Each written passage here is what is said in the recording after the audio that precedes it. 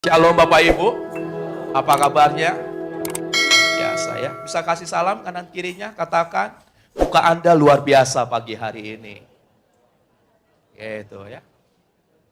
Haleluya. Ya, puji nama Tuhan. Sudah salaman kanan kirinya? Shalom Bapak Ibu. Saya berterima kasih buat Ibu Mary, buat Pak Hendrarto, yang mengizinkan saya kembali melayani tempat ini. Dan sebenarnya ini juga yang pertama kali ya Pak ya, di Ibadah Raya ya Bu ya. Perkenalkan, nama saya Boyke Marganda Suwoduon Pakpahan. Saya orang Ambon mukanya Batak gitu ya. Atau orang Batak mukanya Ambon. Saya orang Batak mukanya Ambon Bapak Ibu. Saya datang kemari bersama dengan istri saya yang tercinta. Dan kami punya 2 orang anak, yang satu perempuan dan satu wanita. Mereka tidak ikut, nanti kami ada pelayanan siang lagi, baru mereka nanti ikut. Kami pulang, susul mereka, dan kembali melayani bersama-sama. Baik Bapak Ibu, hari ini tema yang diberikan oleh gereja saudara di tempat ini, yaitu tentang kerendahan hati. Sama-sama katakan kerendahan hati. Kurang rendah hati saudara, katakan sama-sama kerendahan hati. Nah temanya adalah hidup dalam kerendahan hati. Siapa yang mau hidup dalam kerendahan hati? Bisa angkat tangannya? Kalau saudara ingin hidup dalam kerendahan hati, berarti khotbah saya selesai. Karena saudara sudah mau semua, kan gitu kan? Tujuan dari kita berkhotbah adalah ketika saudara mendapatkan firman Tuhan, saudara setuju dan melakukannya. Tetapi hari ini kita akan belajar bersama-sama, supaya hidup kita hidup dalam kerendahan hati. Nah, saya renungkan, sebenarnya rendah hati itu ada enggak? Lawan daripada rendah hati tentu tinggi hati. Nah sekarang Tuhan ciptakan hati kita, hati yang seperti apa? Hati yang rendah, apa hati yang tinggi? Kan gitu pemikirannya. Lalu kenapa ada statement kerendahan hati? Nah pasti kita sudah tahu bahwa kerendahan hati terjadi karena manusia mulai bergejolak hatinya, yaitu menjadi tinggi hati Bapak Ibu. Dan itu dimulai dari zaman Adam dan Hawa. Kita sudah tahu ceritanya di dekat pohon, Adam, Hawa tidak taati Tuhan. Nah orang yang tidak mentaati Tuhan pasti di dalamnya ada namanya itu tinggi hati atau kesombongan Bapak Ibu. Makanya saya mau katakan begini, menurut saudara iri hati sama sombong di luar mana? Iri hati sama kesombongan itu di luar mana? Nah ini kan jemaat Tuhan, apostolik dan profetik gitu ya. Saya mulai dari para apostolik dulu di sebelah sini. Sebelah sini profetik ya. Sebelah sini para rasul, sebelah situ para nabi. Menurut para rasul, shalom para rasul. Menurut Anda iri hati sama kesombongan itu di luar mana? Sombong dulu. Sombong dulu apa iri hati dulu menurut Bapak Ibu? Iri hati dulu apa sombong dulu? Menurut Bapak, Bapak ada juru kunci. Iri hati dulu Pak ya, baru ada kesombongannya. Kalau menurut para nabi, iri hati dulu, baru sombong. Setuju ya? Iya, saya juga setuju. Makanya saudara, sebenarnya ketika seseorang mengatakan saudara sombong, misalnya kan suka begini, sombong lu. Sebenarnya saudara bukan sombong, tetapi karena dia memiliki keirian hati, maka statement penilaian yang keluar adalah Anda dikatakan sombong. Karena pada hakikatnya manusia itu tidak ada yang sombong. Tetapi sombong tercipta ketika kita mulai iri hati, saudara. Tetangga yang beli panci, Anda yang iri. Tetangga yang bangun rumah, Anda yang stres. Kenapa? Karena ada iri hati. Makanya hari ini kita belajar bersama-sama bagaimana supaya hidup kita hidup dalam kerendahan hati. Yang mau katakan amin? Karena kalau saudara hidup dalam kerendahan hati, itu berarti merdeka Bapak Ibu. Nggak stres. Makanya kenapa ada tekanan hidup, kenapa ada stres? Karena hatimu terlalu tinggi. Hati kita terlalu sombong. Hati kita tidak mengikuti pola hidup daripada Kristus. Maka ketika seseorang hidupnya mengikuti Kristus, maka dia bukan lagi tinggi hati, bukan lagi rendah hati, tetapi orang itu akan memiliki hati di hadapan Tuhan. Makanya dalam bahasa Inggris hati itu artinya heart ya. Heart itu kalau saudara kasih spasi menjadi heart. Heart artinya apa? Seninya. Makanya Tuhan paling suka dengan yang namanya tuh hati yang berkenan di hadapannya. Karena itu seni yang paling indah. Maka saudara nggak diizinkan untuk tinggi hati. Saudara tidak diizinkan untuk sombong. Kenapa? Karena paling seni yang paling indah di hadapan Tuhan adalah hatimu. Yang setuju katakan amin. Jadi kalau hatimu penuh dengan sukacita, hatimu penuh dengan kemuliaan, itu Tuhan yang paling senang. Yang rendah hati katakan amin. Yang rendah hati katakan amin. Oh malu-malu sih. Orang rendah hati begitu ya. Cirinya pemalu. Nah kita akan lihat bagaimana supaya saudara dan saya hidup dalam kerendahan hati. Ayat yang dikasih Efesus 5 ayat 20 sampai 21 dulu kita buka. Ucaplah.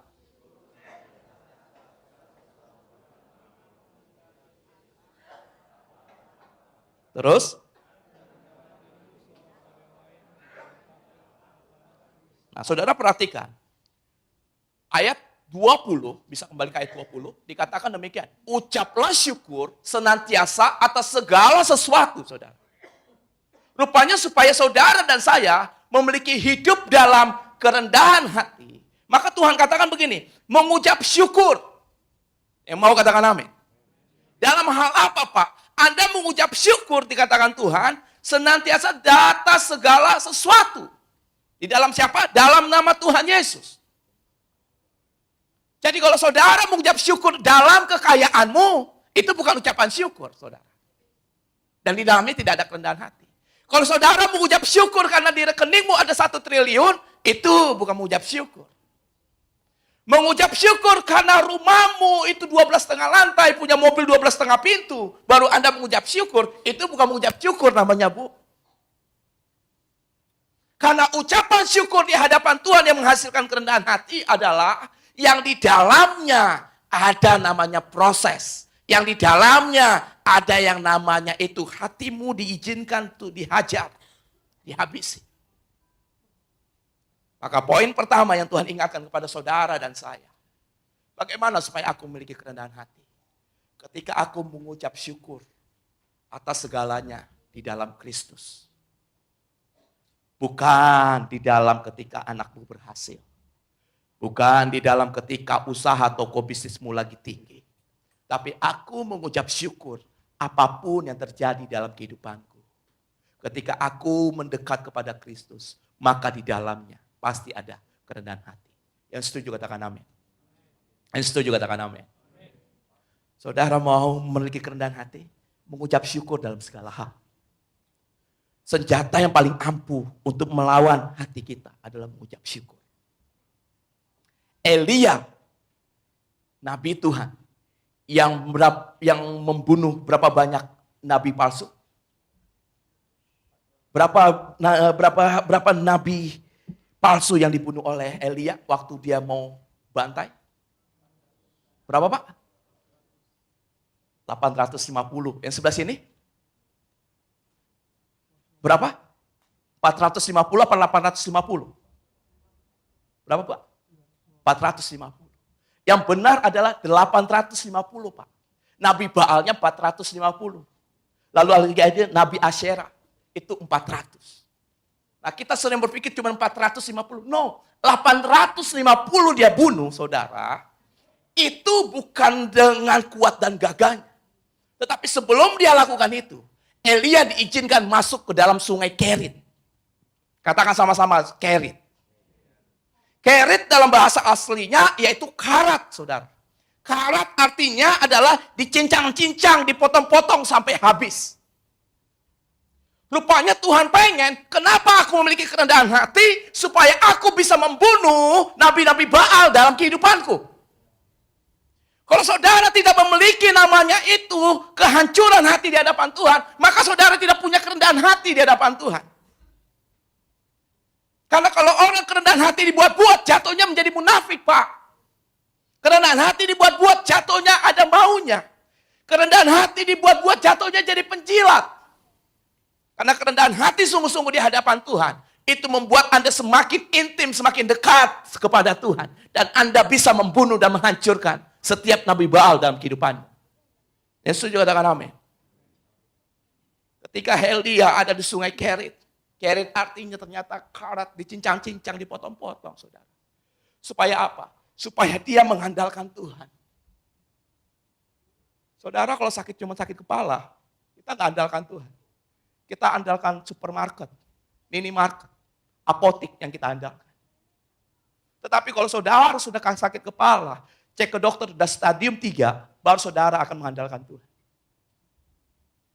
Yang pernah begitu katakan amin. Saya pernah begitu. Ketika cuma sakit lambung biasa, saya nggak andalkan Tuhan. Saya andalkan apotik, beli obat mah. Beli obat mah. Sakit dikit beli obat mah. Tetapi ketika sudah muntah setengah ember saudara, itu darah hitam semuanya. Udah sempoyongan, baru andalkan Tuhan. Itu juga setengah-setengah ngandalin Tuhan.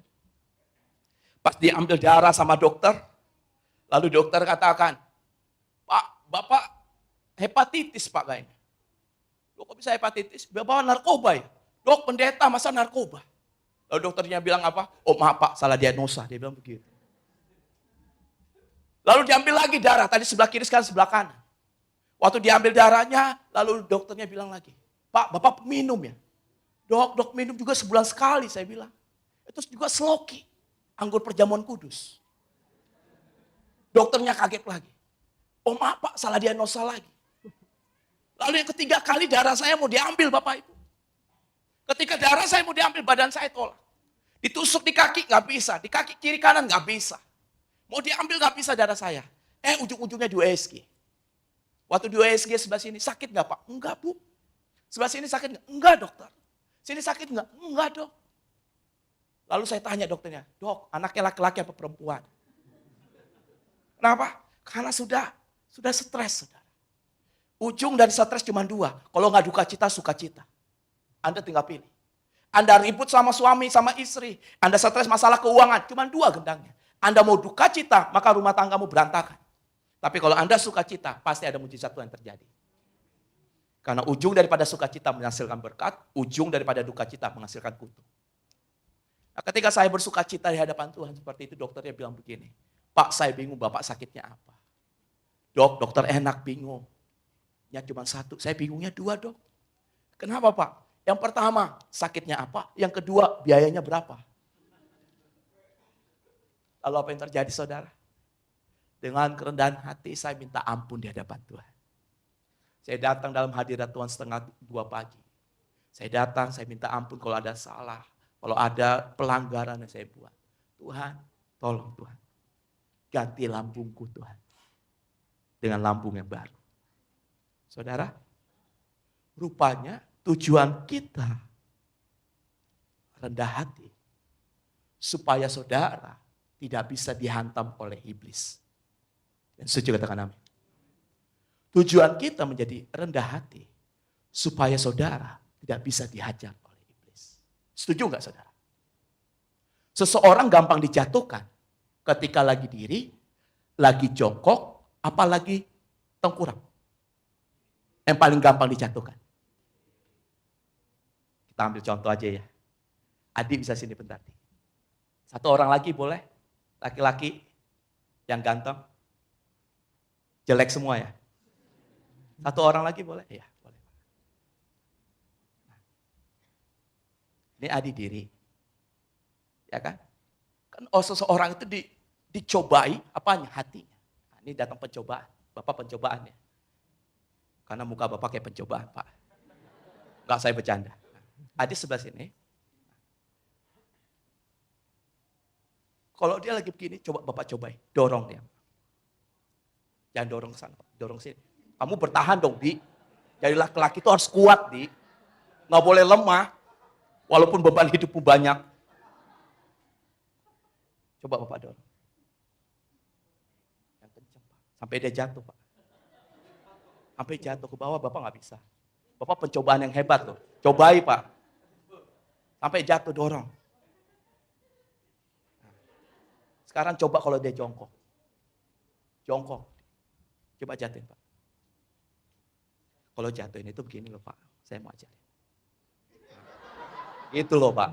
Iblis tuh gak pernah setengah-setengah dalam hidup kita Pak, Bu. Gak pernah setengah-setengah dia. Iblis itu tugasnya curi, bunuh, binasakan. Jadi gak ada itu iblis segini. Gak ada. Sikat. Seperti itu. Oke. Jatuh. Bagaimana supaya hati gak jatuh? Satu-satunya cara, tengkurap. Bapak coba jatuh. Hah? Nggak bisa, saudara. Makanya kenapa Tuhan tuntut dalam kehidupan kita. Untuk mau hidup dalam kerendahan hati. Supaya saudara nggak jatuh. Karena ujian cobaan paling hidup bukan posisi lagi di bawah, lagi di atas, Pak. Lagi di bawah masih bergandengan tangan sama istri, doanya. Supaya diberkati. Berkat mulai banyak, lupa ke gereja. Tadinya masih di bawah, masih ingat GBAP ibadahnya. Udah posisi di atas, udah gak ingat lagi GBAP. Ingatnya di mana? Ibadahnya di Singapura. Makan siangnya di Thailand. Makan malam di Brunei. Dikubur San Diego. Oke, thank you. Udah, nanti tidur lagi. Thank you ya. Nah, saudara terkasih dalam Tuhan Yesus, ingat saudara. Kenapa Tuhan suruh aku hidup dalam kerendahan hati?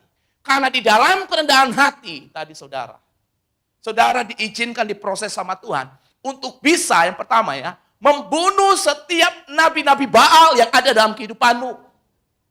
Keegoan kita, keangkuhan kita, iri hati kita, itu harus dibunuh, saudara. Dan itu dibunuhnya nggak bisa setengah-setengah. Habisi.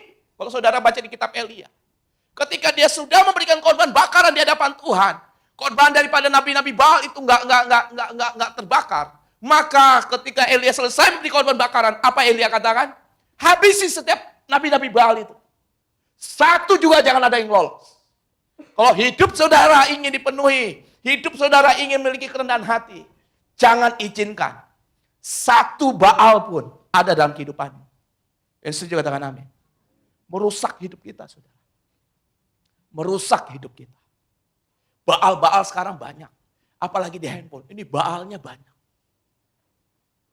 Baru buka ayat pertama. Tinggung, keluar godaan Baal.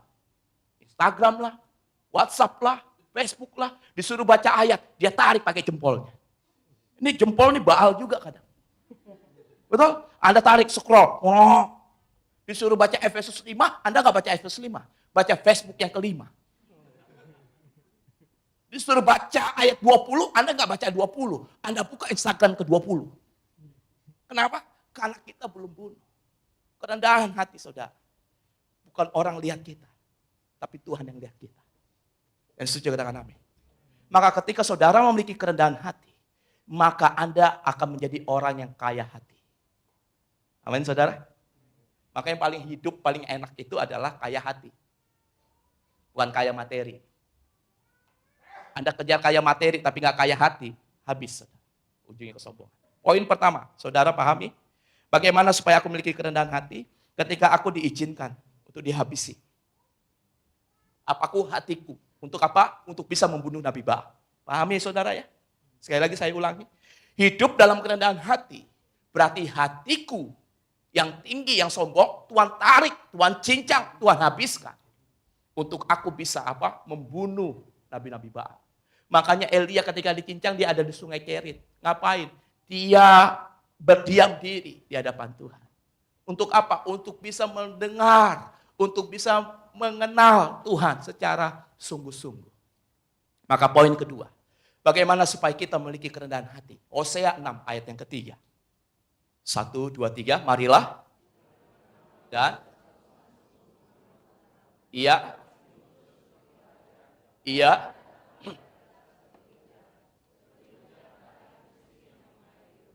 Nah, saudara, poin yang kedua. Untuk kita, tadi dikatakan untuk bisa memiliki hidup dalam kerendahan hati, engkau harus tahu sama siapa engkau bergaul. Karena pergaulanmu menentukan gaya hidupmu. Seseorang yang bergaul sama penjudi, sudah pasti dia akan tahu tentang judi. Seseorang yang bergaul sama tukang handphone, dia akan tahu harga-harga handphone dan segala macam. Seseorang yang bergaul sama orang yang suka masuk menara doa, suka berkomunitas dengan firman Tuhan, suka beribadah, dia sudah tahu gaya hidupnya seperti apa. Hidup dalam kerendahan hati menentukan sama siapa saudara bergaul. Maka Hosea 6 ayat 3 berkata demikian. Marilah kita mengenal dan berusaha sungguh-sungguh mengenal Tuhan. Ia pasti muncul seperti fajar. Ia akan datang kepada kita seperti hujan pada akhir musim yang mengairi bumi. Poin yang kedua, saudara, untuk aku bisa memiliki kerendahan hati, maka aku memiliki kesungguhan mengenal Allah secara benar. Aku mau rendah hati, gak bisa sendiri, saudara. Aku harus ada patokannya. Aku harus ada contoh dan teladannya. Maka siapa contoh dan teladanku? Yaitu Yesus, yaitu Allah. Saudara ambil contoh teladan manusia, nggak akan bisa. Karena manusia nggak luput dari kesalahan.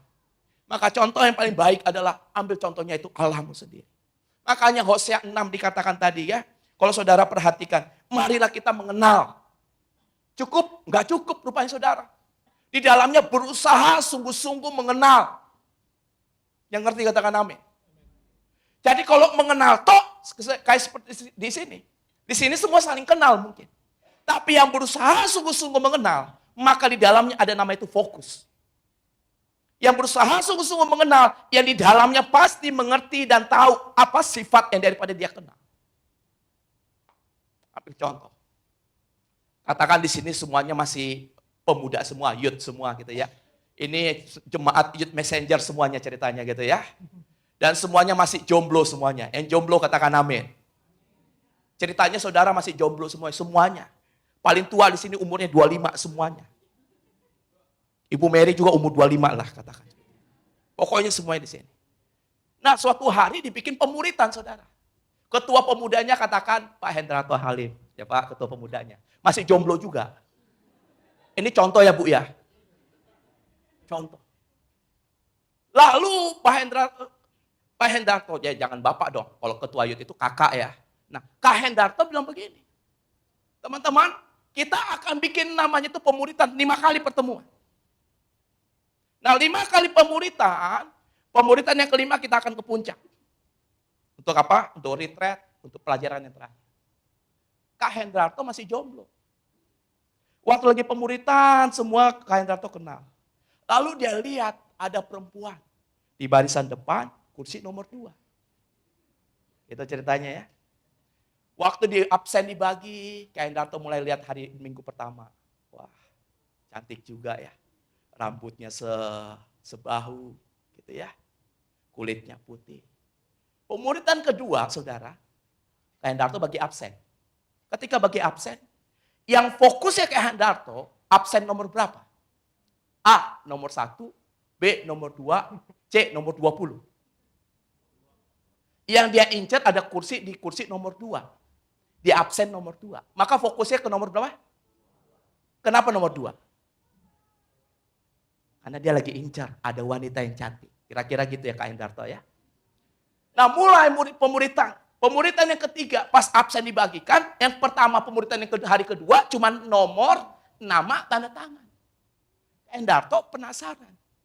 Dia mulai panjangin absennya. Mulai ada nomor, nama, dan nomor telepon. Maka waktu dibagikan absennya selesai dibagikan, yang fokusnya Kak Hendarto ke nomor absen yang keberapa? Dia mau lihat apanya? Nomor teleponnya. Kak Hendarto mulai lihat nomor teleponnya. Mulai malam-malam. Kak Hendarto save nomornya. Mulai mau WA gitu ya. Hai, kenalan dong. Hapus lagi, gak jadi. Mulai gelisah. Tidur kiri, tidur kanan. Mulai stalking, lihat Instagramnya. Mulai cari-cari, kan begitu ya. Kenapa? Ada rasa cinta. Pas pemuritan di minggu kelima ke puncak. Pas mau berangkat dari sini, rupanya puncak macet. Diberitakan puncak macetnya tuh 5 jam. Yang paling bahagia ketika puncak lagi macet. A. Kak Hendarto yang lagi jatuh cinta. B. Yang lagi jomblo. Atau C. Yang lagi putus cinta. Siapa yang paling bahagia? Kenapa? Halo, kenapa? Lagi jatuh cinta. Maka Kak Hendarto doanya Tuhan, kenapa cuma 5 jam? Nggak bisa 5 hari ya Tuhan macetnya. Setuju nggak saudara? Saudara untuk memiliki kerendahan hati, maka di dalamnya harus ada namanya itu jatuh cinta. berusaha sungguh-sungguh mengenal Tuhan. Kalau kenal toh, orang di luar sana juga kenal Tuhan. Yang nggak percaya Tuhan juga kenal Tuhan. Tetapi orang yang sungguh-sungguh mengenal Tuhan, maka dia akan disambut oleh Tuhan. Dikatakan apa? Ia akan muncul seperti fajar. Orang yang memiliki kerendahan hati, yang di dalamnya ada jatuh cinta, maka Tuhan akan sambut dengan apa? Dengan kemuliaannya. Saudara dan saya adalah orang-orang gelap. Bagaimana supaya aku terang? Ketika saudara memiliki kerendahan hati di hadapan Tuhan, maka setiap langkahmu yang gelap, ketika berjalan bersama Tuhan, akan menjadi terang. Yang setuju katakan amin. Karena Tuhan katakan firmanku pelita bagi kakiku dan terang bagi jalan. Poin yang kedua. Kalau saudara ingin memiliki namanya kerendahan hati saudara, ayo jatuh cinta sama Tuhan. Orang yang kalau jatuh cinta sama Tuhan lama-lama saudara, hatinya itu yang keras, hati yang tidak mau mengampuni, hati yang kepahitan, hati yang dendam, itu lama-lama akan lembut, akan menjadi terang. Kenapa? Karena dia sudah mengenal Tuhan secara benar. Karena ketika saudara mengenal Tuhan secara benar, maka saudara tidak selera lagi dengan namanya itu kebencian. Saudara tidak selera lagi dengan kepahitan. Saudara tidak menjadi orang egois lagi. Tetapi saudara akan kejar Tuhan, berusaha sungguh-sungguh mengenal Tuhan. Maka untuk hidup dalam kebenaran yang kedua yang Tuhan ajarkan kepada kita pada pagi hari ini. Ayo, cintai Tuhan. Kenali Tuhan sungguh-sungguh. Yang mau katakan amin. Kalau saudara kenali Tuhan sungguh-sungguh, saudara akan tahu sifatnya Tuhan itu apa. Saudara tahu sifat Tuhan yang paling tinggi, yang paling hakiki, yaitu the holiness, kekudusan. Tanpa kekudusan, tidak seorang pun dapat melihat Tuhan. Kita Petrus katakan, kuduslah kamu sebab aku kudus. Katakan. Rupanya, ketika aku memiliki kerendahan hati untuk mengenal Tuhan, rupanya goalnya, tujuannya adalah supaya saudara hidup daripada kekudusan. Ngapain aku hidup dalam kekudusan? Supaya saudara itu bisa berhubungan baik dengan Tuhan. Ngapain aku berhubungan baik dengan Tuhan? Karena saudara supaya memiliki kerendahan hati. Untuk apa aku memiliki kerendahan hati? Orang yang memiliki kerendahan hati, orang yang dihormati. Orang yang memiliki kerendahan hati, orang yang dimuliakan. Orang yang memiliki kerendahan hati, orang yang memiliki dunia dalam kehidupan. Apa yang saudara butuhkan? Satu hal, miliki kerendahan hati. Saudara susah mengampuni, kejar Tuhan terlebih dahulu. Kepahitan sama mertua, kepahitan sama teman, gak bisa ngampuni. Gak usah fokus sama temannya, fokus sama Tuhan. Nanti saudara untuk mengampuni orang yang menyakiti saudara, itu pakai caranya Tuhan, bukan pakai caranya saudara. Maka poin yang kedua, yang Tuhan ingatkan kepada Bapak, Ibu, Saudara tempat ini. Untuk hidup dalam kebenaran. Ayo, kenali Tuhan. Yang mau katakan amin. Orang yang berusaha sungguh-sungguh mengenal Tuhan, maka Tuhan ada bersama dengan hidupnya. Orang yang hidup bersama dengan Tuhan, maka dia akan melihat kemuliaan Tuhan dalam kehidupannya. Dan orang yang hidup dalam kemuliaan Tuhan, saudara akan lihat, Tuhan akan bekerja atas setiap hal dalam kehidupannya yang mendatangkan mujizat demi mujizat. Setuju katakan amin. Ketika saya selesai berdoa, ketika saya sakit lambung sampai muntah darah setengah ember, dengan kerendahan hati saya minta ampun di hadapan Tuhan. Lalu saya bilang sama dokternya, udah 3 hari di rumah sakit, dokter yang nggak tahu sakitnya apa. Saya bilang, dokter saya mau pulang. Dokter kasih surat, kalau Bapak mau pulang tanda tangan. Kalau Bapak misalnya meninggal di jalan atau kenapa-napa, kita nggak bertanggung jawab. Ya iyalah saya katakan. Sampai di rumah apa yang terjadi saudara? Tuhan, saya berdoa, lalu Tuhan bilang apa? Kamu di rumah minum air mineral setiap hari. Setiap minum air mineral katakan itu darah Yesus. Saudara tahu? Selama saya di rumah, saudara saya minum air mineral darah Yesus. Mohon maaf, setiap buang air besar itu hitam. Buang ludah itu hitam. 7 hari di rumah saudara. Tuhan katakan cek ke dokter. Saya cek ke dokter saudara, itu gemeteran. Sampai keringetan saudara. Tapi saya beranikan diri saya. Sampailah di dokter, dokter bilang, dokter cek semuanya. Pak, Bapak nggak punya sakit apa-apa. Terima kasih dokter saya bilang. Tapi saya masih kurang yakin. Konfirmasi saya kalau saya sudah buang air besar normal, berarti saya sudah Setiap saya mau buang air besar, saudara, itu kaki saya gemeteran. Kenapa? Setiap buang air besar itu darah yang keluar, hitam. Dan setiap habis buang itu, drop. Selesai BAB, drop. Sampai keliengan.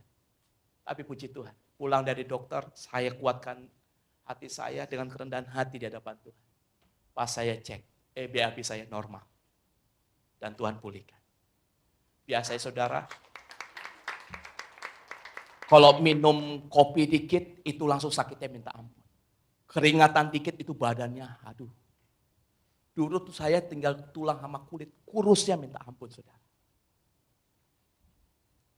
Ketika saudara memiliki kerendahan hati dan berusaha mengenal Tuhan secara sungguh-sungguh, maka di situ dikatakan akan muncul fajar. Saudara, fajar itu artinya kemuliaan. Kemuliaan itu artinya ketika engkau dekat dengan firman, maka perkataanmu perkataan firman, saudara. Maka apa yang kau ucapkan itu akan terjadi, saudara. Nah, ketika saya hidupnya dipulihkan sama Tuhan, ketika yang biasanya badan sakit segala macam, saya tidak minta Tuhan sembuhkan lambung saya. Yang saya bilang sama Tuhan adalah, Tuhan, ganti lambungnya. Dan puji Tuhan, Tuhan ganti dengan lambung yang baru. Maka minum kopi, makan sambal, babi panggang, babi kecap, udah gak masalah lagi. Saudara, kalau anggota tubuhmu sudah rusak, sudah hancur, jangan minta disembuhkan. Minta ganti yang baru. Karena Tuhanmu adalah Tuhan yang sanggup untuk mengubah segala sesuatu. Saudara diciptakan pakai firman, maka firman itu juga yang akan mengubahkan kehidupan. Poin yang kedua, kenali Allah secara benar. Kita masuk poin yang terakhir. Kita buka Filipi 4, Filipi 4 ayat 8. Mari kita baca sama-sama. 1, 2, 3.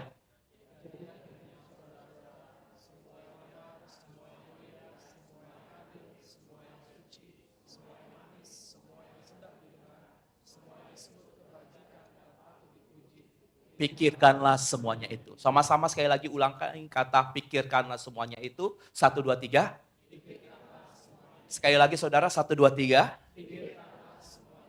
Rupanya supaya kita memiliki kerendahan hati saudara, tergantung apa yang ada dalam pikiran kita. Nah, dalam ilmu psikologis, pikiran kita itu ada alam bawah sadar, ada alam sadar, ada alam yang di atas sadar.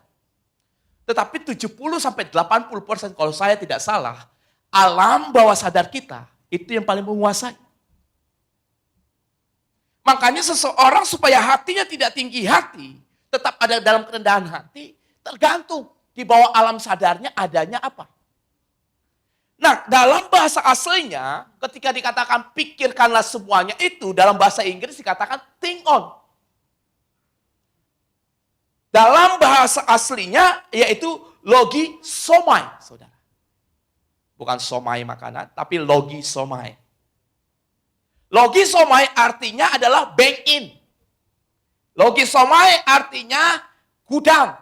Logisomai artinya apa yang Anda download.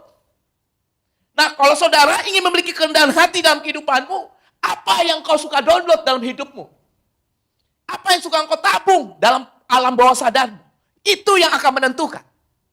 Seseorang ketika Anda lihat naik jabatan, seseorang ketika Anda lihat lagi diberkati, seseorang Anda lihat lagi kaya raya, maka bank in-mu, alam bawah sadarmu, ya apa yang engkau download, itu akan menentukan isi hatimu. Ketika hatimu dipenuhi dengan firman Tuhan, maka ketika saudara lihat tetanggamu beli rumah baru, beli mobil baru, maka yang timbul di sini bukan iri hati, tapi ucapan syukur. Kenapa? Karena aku sudah download, aku sudah isi, yaitu semua yang mulia, semua yang benar, semua yang adil, semua yang suci, semua yang manis, semua yang sedap didengar, semua yang disebut kebajikan dan patut dipuji, itu yang ada di dalam pikiranku. Tetapi kalau saudara tidak download firman Tuhan dalam kehidupanmu, maka engkau menjadi pribadi yang suka yang namanya itu cemburu, iri hati, amarah, emosi, dan akhirnya apa? Ujung-ujungnya iri hati. Maka poin yang ketiga, Yang Tuhan ingatkan untuk saudara dan saya bisa memiliki kerendahan hati. Isi pikiranmu dengan firman. Download. Karena ini akan berfungsi ketika saudara dalam keadaan kejepit, kepepet. Ingat saudara, alam bawah sadar bekerja ketika saudara dalam posisi lagi kejepit, kepepet. Ketika saudara menghadapi tekanan, ketika saudara menghadapi sakit penyakit, ketika saudara menghadapi yang namanya itu suatu keputusan, maka alam bawah sadarmu menentukan keputusan apa yang Anda pilih. Orang yang memiliki kerendahan hati harus bisa memiliki pikiran yang seperti Kristus punya. Yang mau katakan amin. Ingat saudara, logisomai. Artinya apa? Bank in. Artinya apa? Install. Download. Kalau dalam ilmu administrasi, inventaris. Harus ada yang saudara isi. Supaya apa? Saudara itu memiliki kerendahan hati. Karena kerendahan hati nggak bisa dibuat-buat saudara. Kerendahan hati kalau saudara buat jatuhnya jadi penjilat. Bosan gak lihat orang penjilat.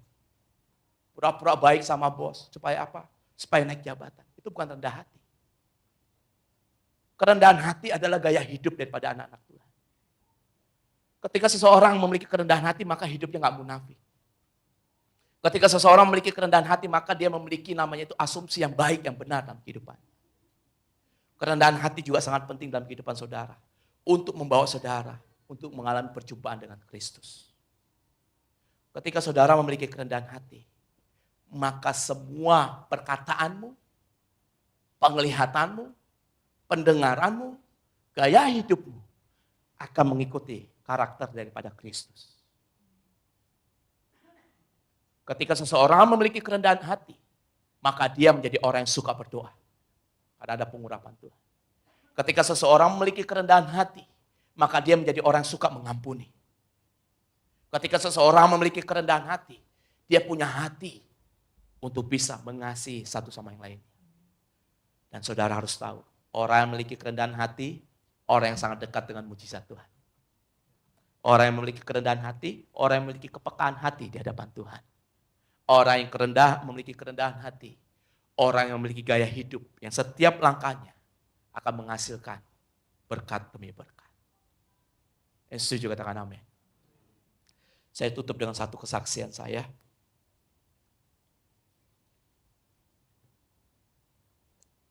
Ketika kami dalam pelayanan saudara, saya suka pelayan sama istri. Suatu hari saya ajak anak-anak kami pelayanan ke daerah Menteng saudara. Waktu melayani daerah Menteng, kami naik motor saudara, berempat, waktu itu anak masih kecil. Waktu saya pas mau putar balik saudara, motornya jatuh saudara. Ketika motor jatuh, anak pertama saya nangis. Disusul adiknya, karena lihat kakaknya nangis, adiknya nangis juga. Ketika adiknya nangis, mamanya mau nangis juga. Ketika mamanya mau nangis, saya bilang, "Ma, kamu jangan nangis." Anak-anak nangis, mama nangis, kalau papa juga nangis, kita jadi sebuah keluarga nanti di jalan. Akhirnya istri saya nggak nangis. Saya angkat itu motor, saya bilang, "Tuhan, terima kasih ya. Aku mengucap syukur buat segala hal yang Tuhan kerjakan."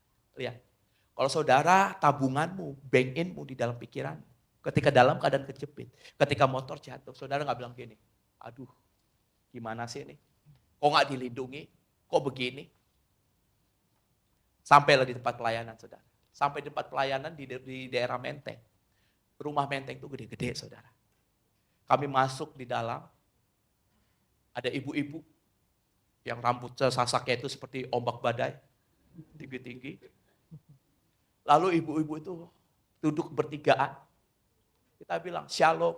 Satu ibu juga nggak ngomong shalom. Mereka main handphone aja. Mungkin dia pikir yang datang debt collector kali gitu ya. Main handphone aja. Saya bilang lagi, "Shalom." Nggak ada yang shalom. Kalau kita tidak memiliki kerendahan hati, wah udah tersinggung, udah emosi. Saya tetap senyum. Tiba-tiba yang punya rumah datang. "Shalom pastor." Itu ibu-ibu yang 3 orang, langsung kayak paduan suara, langsung langsung bilang, "Shalom Pak." Pas yang punya rumah datang. Tapi it's okay saya bilang. Kita tetap menjadi hamba Tuhan. Selesai pelayanan saudara, pas mau pulang. Yang punya rumah tanya, Pak Boyke pulang naik apa? Naik motor, Bu. Hah? Naik motor? Iya. Nggak cocok, Pak. Waduh. Hampir hati saya tuh kayaknya duk gitu ya, sampai kayak nembus. Lalu saya deketin ibu itu. Bu, jangankan ibu. Tuhan Yesus juga ngomong, Bu, saya nggak cocok naik motor. Saya bilang begitu. Tapi ketika seperti itu terjadi, saudara, ketika itu terjadi, saya mengucap syukur di hadapan Tuhan. Tuhan, terima kasih buat motor yang diberikan. Saudara tahu, ketika naik motor, sampai di rumah itu satpamnya, saya mau titip helm, nggak boleh. Taruh aja di motor, Pak. Pak, masukin motornya boleh nggak? Udah nggak apa-apa, di situ aja di jalan. Nanti kalau hilang, nggak hilang, dia bilang gitu. Mana naik motor, saudara? Oh iya, Pak. Waduh, saya langsung ingat firman Tuhan. Barang siapa ku kasihi, dia ku tegur dan ku hajar. Apa gua hajar aja ya? Gitu. Lagi habis jatuh, habis capek, saudara. Motornya datang. Pak, mau parkir di mana? Parkir aja situ. Wah, songong ini. Belum tahu bisa anak Tuhan bisa belah laut. Kalau gue belah dua dia gimana gitu ya. Tapi itu nggak saya alami, nggak saya lakukan. Saudara. Selesai saudara saya pulang gitu ngucap syukur. 2 hari kemudian handphone saya bunyi. Kan kalau pendeta bunyi handphonenya kan gendangnya cuma 2 ya Pak ya. Kalau nggak berkat ya kutuk gitu.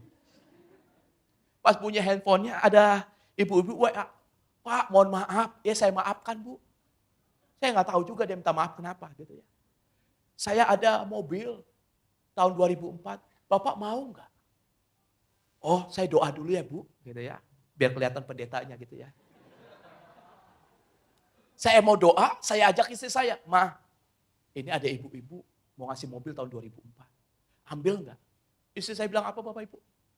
Jangan Pak, wah. Romantis sih, romantis naik motor berdua pelukan. Pegel coy, kan gitu. Lalu saya tanya istri saya, kenapa Ma? Papa itu nggak ngerti mobil. Dikasih mobil 2004, nanti kalau rusak bersungut-sungut. Biaya mahal, ngeluh. Akhirnya mobil nggak jadi berkat. Jadi gimana? Nggak apa-apa lah naik motor. Oh yaudah nggak apa-apa deh naik motor. Tapi dalam hati kayaknya, aduh belagu banget ya bini gua. Akhirnya saya WA ibunya. Bu, mohon maaf. Mobilnya saya nggak ambil. Kenapa? Ibunya balas. Bahasa WA kan kita nggak tahu ya. Kenapa? Kenapa? Kenapa? Saudara kan sering kelas kan gara-gara bahasa WA kan. Suami istri. Pak pulang jam berapa? Cuman balas 7. Pak lagi marah ya? Enggak. Lo kok jawabnya gitu?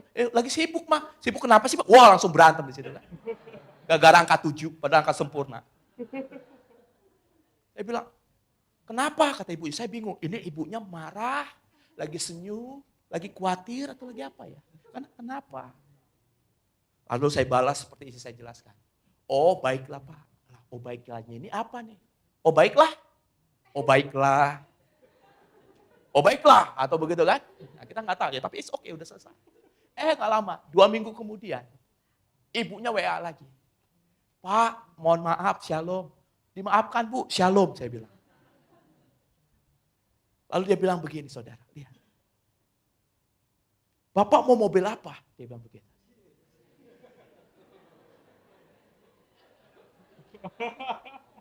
Saya bilang begini. Maksudnya Bu? Maksudnya Bu, saya bahas. Kalau memang Bapak mau mobil baru, Bapak cari deh mobil barunya. Itu malaikat mulai nyanyi. Haleluya. Haleluya. Gitu ya Bapak Ibu ya. Lalu saya bilang sama istri saya. Mah, disuruh cari mobil baru. Wah kalau ini istri sampai nolak, saya urapi pakai minyak. Lalu istri saya bilang apa? Baru saya ngomong gitu, nggak nyampe 30 detik, dia datang kepada saya, dia kasih brosur. Pak, kata Tuhan yang ini mobilnya. Tuh lihat, bapak-bapak, kasihi istrimu, karena dia penopang. Kepekaannya Anda minta yang second, dia kasih yang baru. Yang ini kata Tuhan.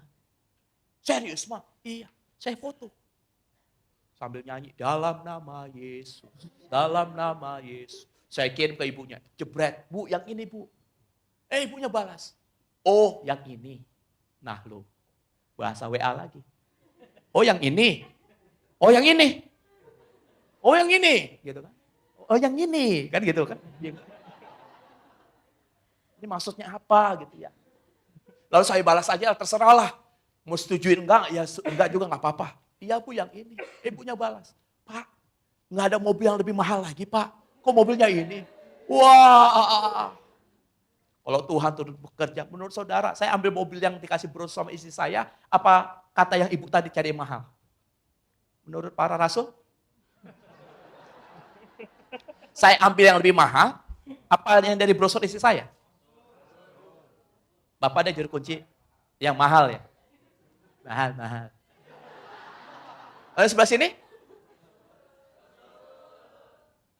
Para nabi? Brosur?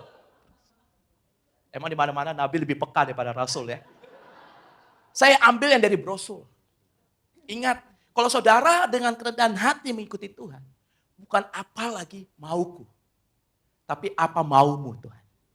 Saudara tahu kenapa istri saya tolak yang 2004? Jauh sebelum ada yang nawarin mobil. Itu brosur sudah ambil dari ketika dia supermarket, dia doain tiap hari. Tuhan udah butuh mobil, anak-anak udah gede. Tuhan tolong mobil ini. Mobil ini Tuhan. Perhatikan. Kalau saudara tidak memiliki kerendahan hati, sering sekali godaan itu datang ketika saudara sedang berada dalam kerendahan hati. Maka ketika mobil itu dikatakan, enggak pilih yang mahal, kami katakan, enggak Bu, yang ini aja. Yakin. Enggak lama, 3 hari kemudian mobil barunya datang. Kasih tepuk tangan bagi dia.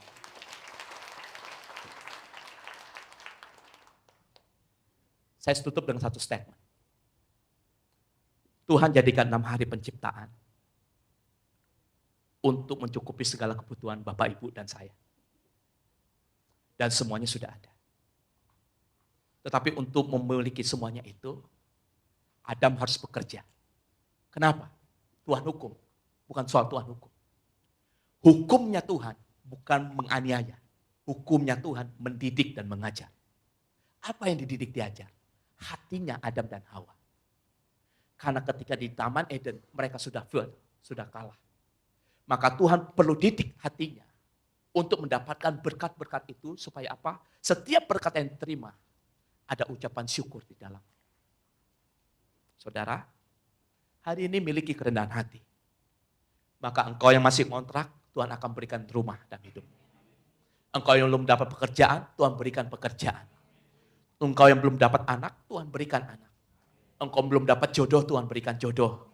Usahamu yang gitu-gitu aja, Tuhan akan buat menjadi sebegitu besarnya. Tapi catatannya, hatimu harus terpaut dengan hatinya Tuhan. Engkau yang harus terlibat dengan agendanya Tuhan, bukan Tuhan yang terlibat dengan agendamu. Karena Tuhan pasti melakukan rancangan yang terbaik, kita bukan rancangan yang terbaik. Tuhan memberikan rancangan damai sejahtera, kadang manusia bukan rancangan damai sejahtera. Maka hari ini 3 poin yang saya berikan. Yang pertama, izinkan hatimu diproses Tuhan, supaya rendah hati.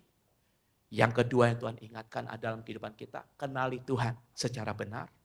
Dan yang ketiga, isi pikiranmu dengan firman Tuhan. Maka engkau akan belajar tentang kerendahan hati melalui pikiran, perkataan, pendengaran, dan penglihatan. Dan Tuhan akan memberkati saudara berlimpah-limpah. Tuhan Yesus memberkati. Mari bangkit berdiri bersama-sama. Kasih tepuk tangan bagi nama Tuhan.